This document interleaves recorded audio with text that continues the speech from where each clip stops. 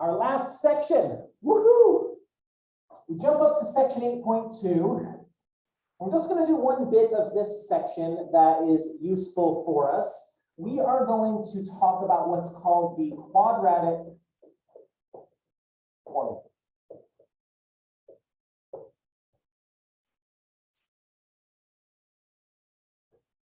Now, if you remember at the very end of chapter 5, the chapter we talked about factoring, that very last section, we got introduced to what's called quadratic equations. The quadratic equation has a power of 2. They're degree 2 equations. So a quadratic equation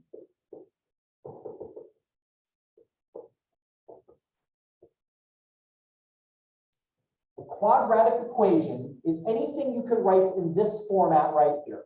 Some number, A stands for any number times x squared, plus some number times x, plus some other number equals to 0.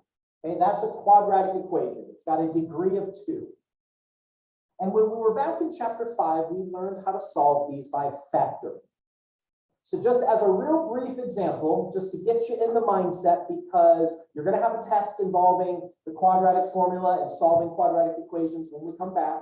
But then also on the final exam, there's several quadratic equations you're going to have to solve. So this is relevant for two things coming up. So this is a problem that hopefully if I gave it to you on a test, that you would say, okay, I can figure this out. I've got x squared minus 6x minus 55 equals 0. So what we did is we unfoiled this. And when we unfoiled this, it looked like this. My two factors of x squared are x and x. The negative 55, what does the negative in front of the 55 tell me about my signs? They're different. So positive and negative, or negative and positive. It doesn't matter what order. Then the two factors of 55 that are going to be 6 apart are going to be 11 and 5. And the reason I made the 11 the negative one is because they add up to negative 6. Hopefully, I might have been a little while, you might be feeling a little rusty on this, but hopefully this doesn't look totally unfamiliar to you. And then what we did is we had what was called the zero product rule, which said if you have two numbers you don't know, but you know you're multiplying them and you get 0, then that means that either the first one has to be 0 or the second one has to be 0. And so what this leads to, when I subtract 5 from both sides of this, that leads to my first solution of negative 5. When I add 11 to both sides of this, I get my second solution is 11. And my solution set was negative 5, comma 11. Hopefully that's not new. But here's what happens. What if I come across something, and even though it can factor, I don't feel like factoring, or what if I change the 55 to a 54 and it no longer can factor? Or maybe I made it a positive 55, or I added a 3 onto the front of it so that it couldn't factor. Can I now solve this equation? And the answer is yes. And what we will use is what's called the quadratic formula. The quadratic formula works even if something factors. It works if something doesn't factor. It works if you get real number answers. It works if you get complex number answers. The quadratic formula will always work. So here is the only new bit of information for this section. And then we're just going to do a couple problems each that is just involves plugging and chugging. So here's the quadratic formula. I'm going to write it over on this side of the board so I don't have to erase it.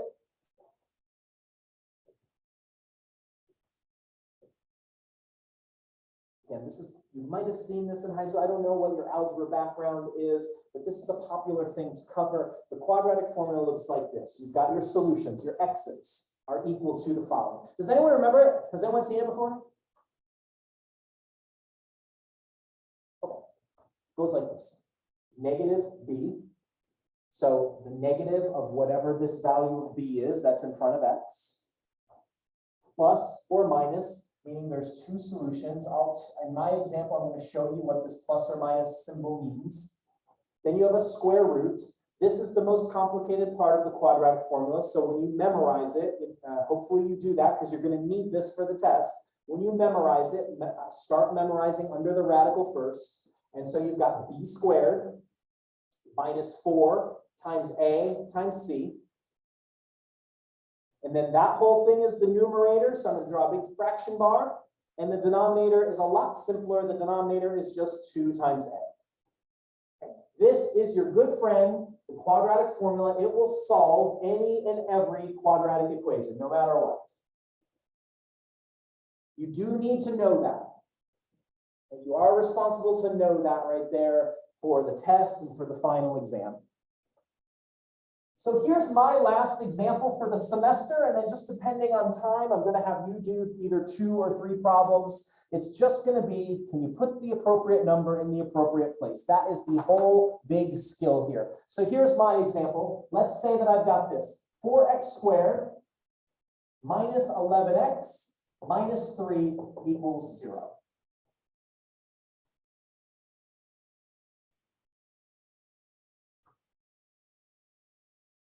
So first thing, let's identify the A, the B, and the C that I'm going to plug in to that. The A, the B, and the C are always found in the same place. This will never vary.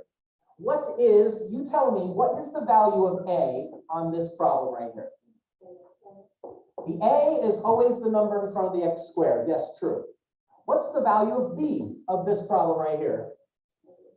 The negative 11. The B is always in front of the x. And then what's the value of C of this problem? That number right there, negative 3. Fantastic. Well done. That's your A, your B, and your C. And once you know that, it's just a matter of putting the appropriate number in the appropriate place. You just got to know that formula. So my x's, my solutions are going to be, it starts off with negative B. Now, if B is negative 11, what is negative B? Yeah, you just, all this means, in case you're curious, is just change the sign on B. That's all that negative means. Change the sign on B. So it's going to be a positive 11, plus or minus.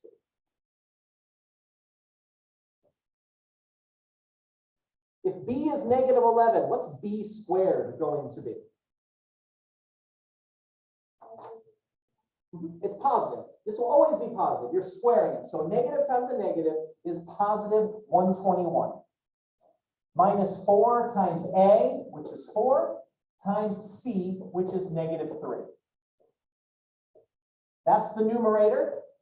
The denominator is 2 times A, so 2 times 4.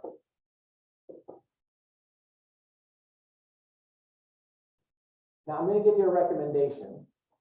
What I would recommend you would do as your next step is I would work under the radical, and what I would do is I wouldn't bite off more than you can chew all at once. I'm just going to go ahead and do this multiplying first. Okay, so I've got 11 plus or minus the square root of 121. Now help me with my multiplying. I'm just going to start with the negative 3. What's negative 3 times 4? Negative 12. Then that negative 12, so negative 3 times 4 is negative 12 times negative 4. What's negative 12 times negative 4? Positive 48. Your calculator can tell you that. Okay, so there's no stress there. In the denominator, 2 times 4 is 8. I'm just going to write my next step up there. Next thing I'm going to do is I'm going to add those values under the radical. So I've got 11 plus or minus 121 and 48 is 169.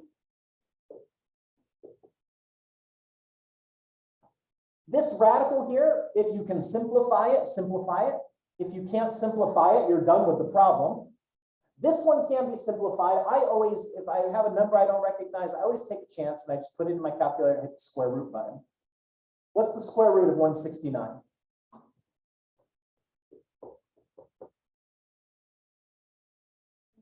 $13.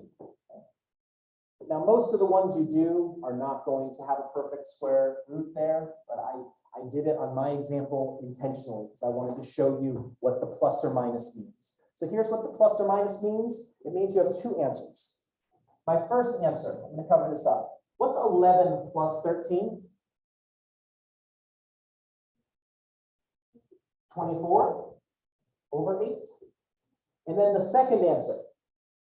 What's 11 minus 13? Negative 2 over 8.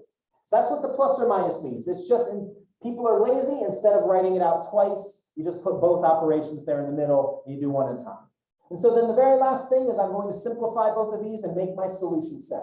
So my solution set is going to be this. 24 divided by 8, that's 3. There's my first answer. And then negative 2 over 8, they both have a 2 in common. So 2 goes into 2 once, and 2 goes into 8 4 times. So negative 1/4 is my second solution. All right, so here is a problem for you. Plug and chug. I'll give you a couple minutes to make as much arithmetic progress as you can, and then I'll help you out with it. So we've got 4x squared minus 8x plus 1 is equal to 0.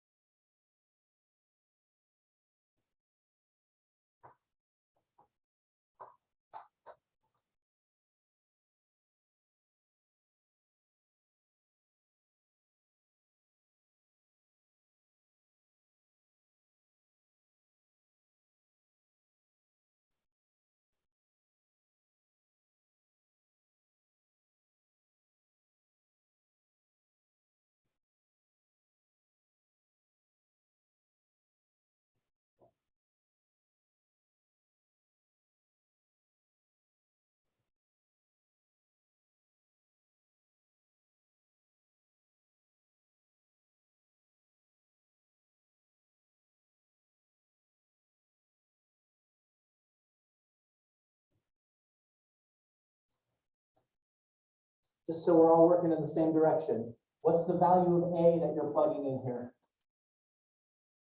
4. What's the value of B that you're plugging in? Negative 8. Value of C. Great. Keep going. Keep doing your arithmetic.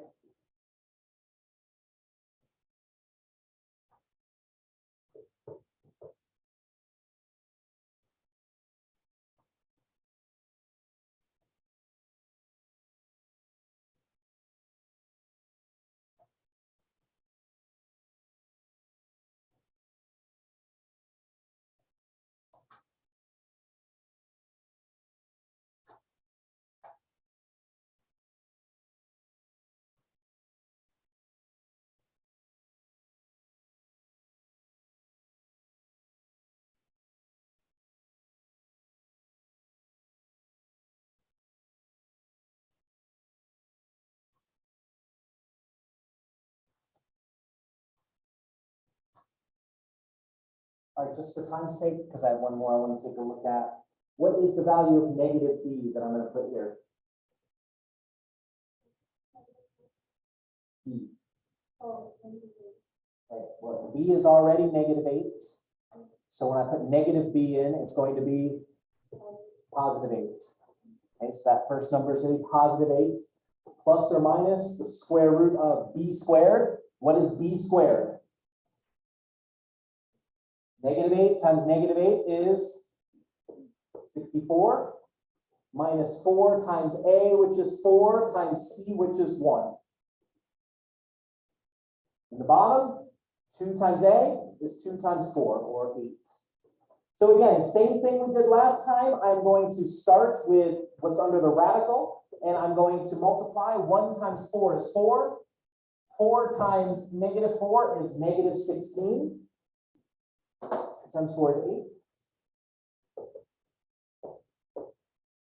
64 minus 16. 64 minus 16 is 48. Now, this is not a perfect square root, but that does have a perfect square factor. 48 is 16 times 3. Again, just go down that perfect square list. Use your calculator. Product rule of radicals says I can now take the square root of 16. The square root of 16 is 4. And then at this point, you've done a really fantastic job. The last thing is I got to reduce. Just like we saw earlier in the class, there is something in common. It has to be to all three terms. We're distributing here, so it has to be all three terms. And there is a 4 in common to all three terms. So 4 goes into 8 twice. 4 goes into 4 once. So 1 square root of 3. 4 goes into 8 twice.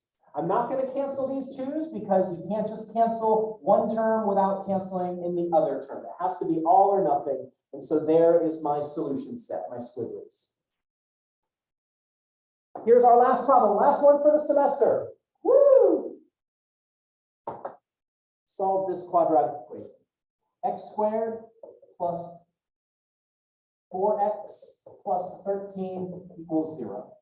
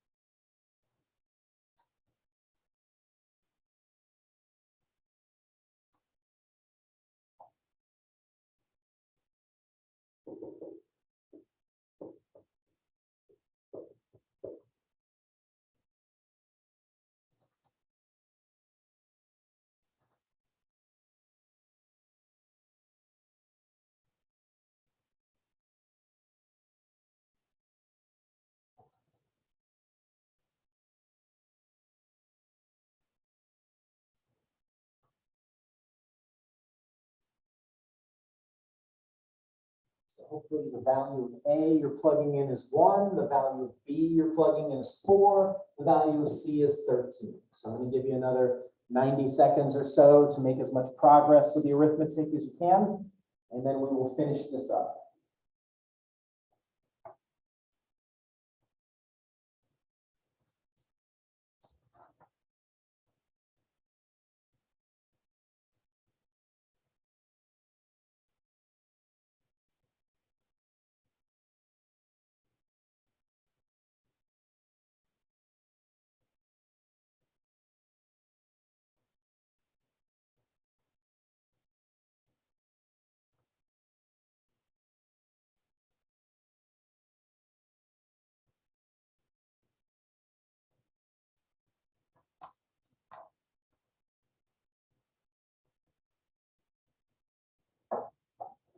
All right, so here we go. I'm going to get started. If you got anything we need to talk about, please let me know. This is the last example. So negative b, well, b is 4. So negative, the opposite of that is going to be negative 4.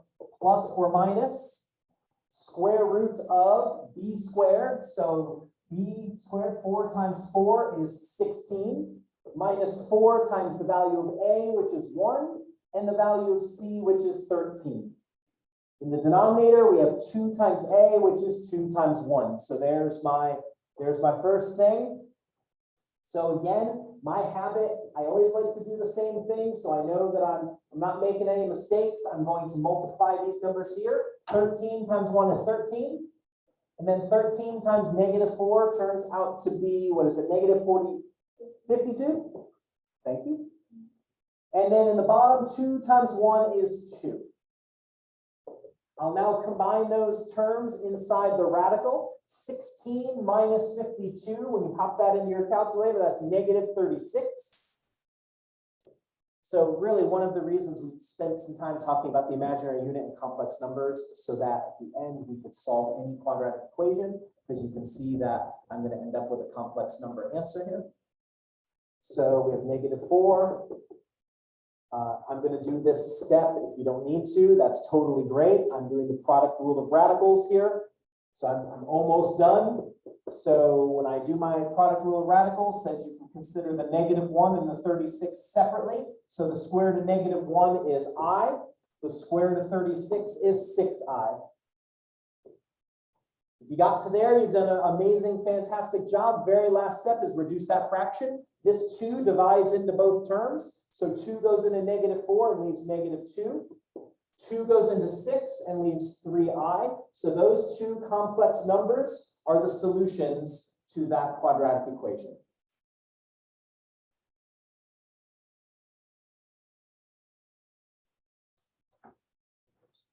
There we go.